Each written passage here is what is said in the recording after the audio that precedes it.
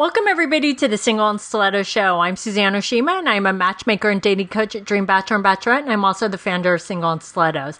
Today, we have on our show Dwayna Welch. She's the author of Love Factually, 10 Proven Steps from My Wish to I Do.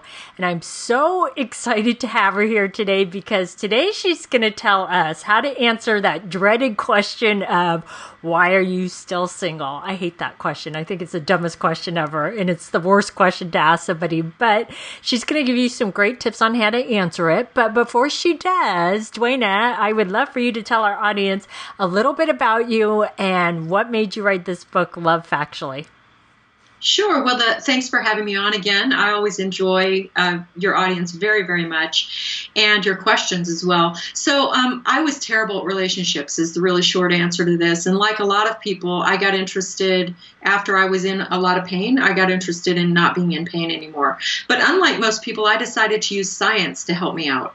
I'm a social scientist. I have a PhD in psychology, but not in relationship science. And it occurred to me that I probably didn't need to suffer like this, that there were probably people who had done research into happy, healthy relating. And so I looked up their science and I started using my life as my own experiment. I started applying the science to my life.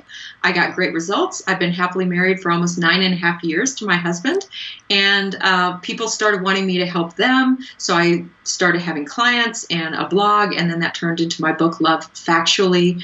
And I'm even working on another book now. Awesome. I can't wait for your next book because I love all of the research that came out of Love Factually.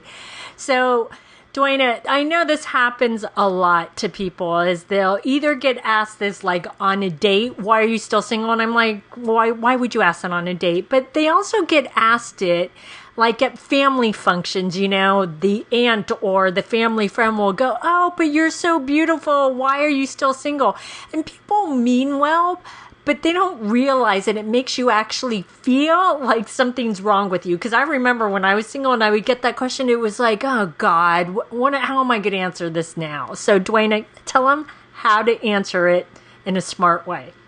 Oh, my Lord, I hated that question so much. And you know what people really usually mean by it is, I want the best for you. I want you to be happy. You're such a catch. I don't understand a universe in which you could be single. That's what they really usually mean. Are there catty, snotty people who actually are taking a little dig? Well, yeah, sometimes, but usually, you know, that's not what people mean. So my first piece of advice is try to attune your ears to what they really meant, because it'll be a lot easier for you. This is a question nobody should be asking. I agree. I completely agree. So my first advice is let's just not ask that question anymore. I asked my Facebook audience today. I said I'm going to be pre-recorded today for an episode of Single and Stilettos that's coming up. And here's the question. And I'm interested in your answers. And here were some of the reactions I got to why are you still single? How are you not? Because I refuse to settle. I haven't found the right one yet. It would take someone very special to change my single status, and I haven't met them yet. Because my man picker is broken. I totally identify and raise my hand to that one. That was my problem. I'm not single. I'm in a relationship with me.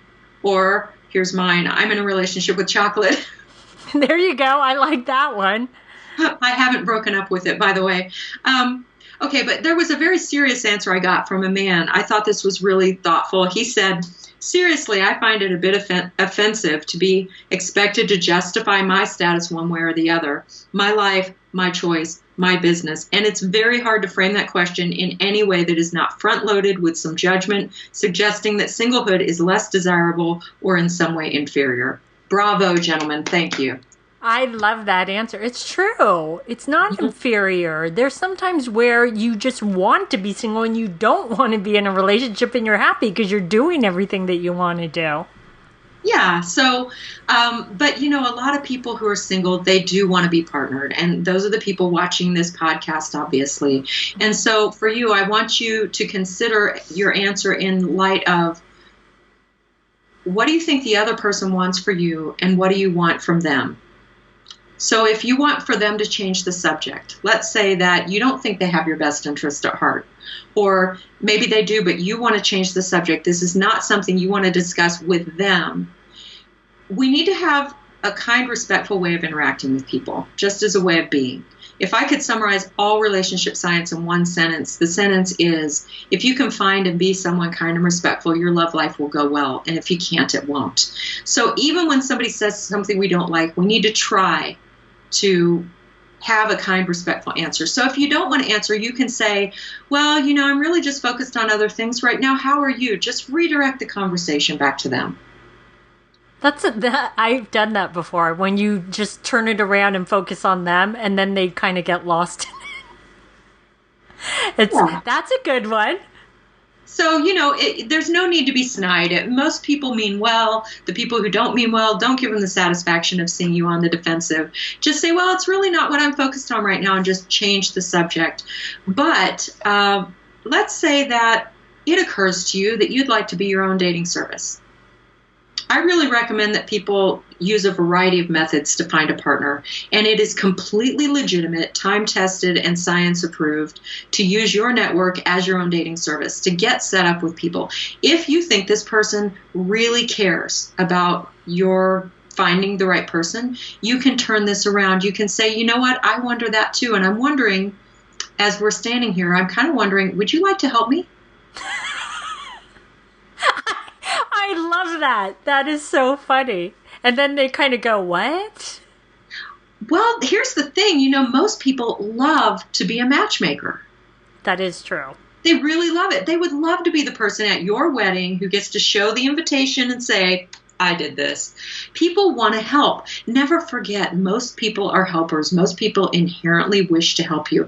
And most people know someone, or they know someone who knows someone, maybe a couple degrees of separation, but they know people that you don't know.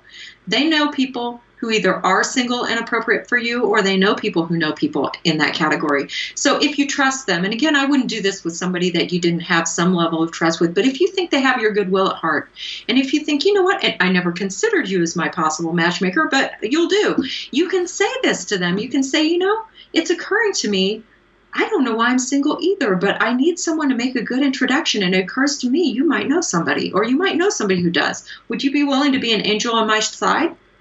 That's true. And it's probably true, too, that the person that's asking the question hadn't really thought about someone that they actually know that might be a good match for her. So that's true. You got to get them thinking like that. I like that.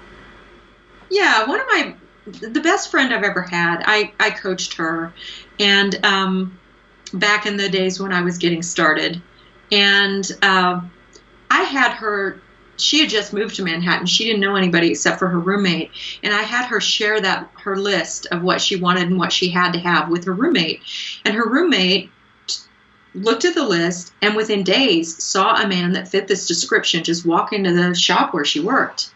And she arranged a meeting, and those two wound up married very happily. Aw, see, you never know when you put stuff out there what's going to come back. I love Absolutely. That. Let people help you. People usually want to help. That is true. Well, these have been some great tips. So, Dwayna, tell us where our audience can find you and your awesome book. Sure. And it's been a pleasure, as always, being on the show.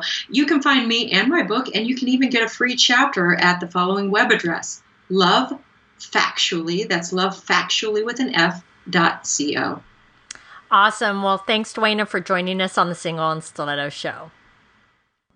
Thanks, everyone, for joining us on the Single and Stiletto Show. Our show is available both in video format and podcast format. If you'd like to view the videos, you can go to singleandstilettos.com. If you'd like to get the podcast, you can download it from iTunes. And if you would like to get our free ebook on the 3 secrets guaranteed to attract any man based on scientific research, you can click right here on the video, or you can go to singleandstilettos.com.